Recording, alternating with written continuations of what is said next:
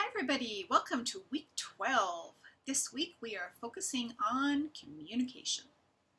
All right, I like the way that this topic is set up with this pillar because I like the four components that it focuses on.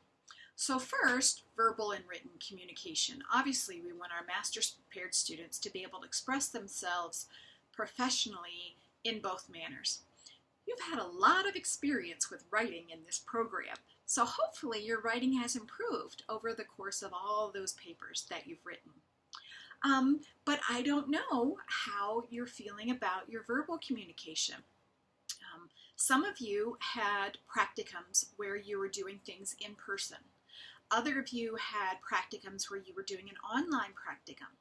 And so I'm wondering how you're feeling about verbal communication when you're teaching. How do you feel about standing up in front of maybe a large group of students or staff to be able to present something? Maybe we'll talk about that this week.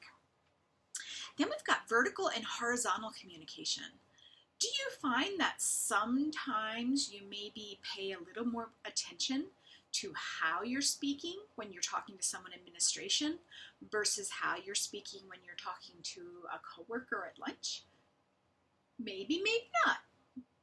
Kind of different for each person, but just something to think about. And listening to ensure understanding. Oh my goodness, active listening is such a huge part of teaching.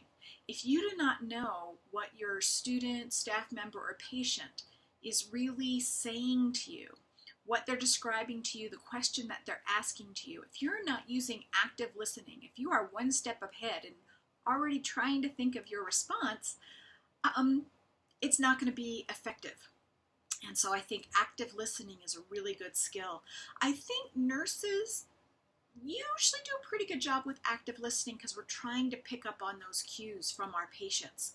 But sometimes away from the bedside, maybe we don't do as good job of active listening as we could. That's definitely a huge component. And then contributing during meetings. As staff nurses, usually you're in staff meetings and occasionally you're on a committee. But as an educator, you are probably going to play a bigger role and have more meetings. And people are going to look to you for answers or to find the answers. And so being able to present information in meetings effectively. Maybe it's the result of a search you did on evidence-based practice. Maybe you are reporting on how your students did in a course. Could be anything, but being able to present in meetings, be effective in meetings, being able to not bog down meetings. People don't mind meetings so much as long as they're run smoothly and kind of they get to the point and things are happening, actions are taking place because of those meetings. But every once in a while you're being in a meeting and somebody just wants to hear themselves talk and they just go on and you're like, I can't wait to get out of here. So that's another skill of being an effective meeting participant. Okay, another part of communication that I think is huge in healthcare right now is interdisciplinary communication. We are on improvement teams with other people. We need to coordinate with other disciplines to get our patients' needs met.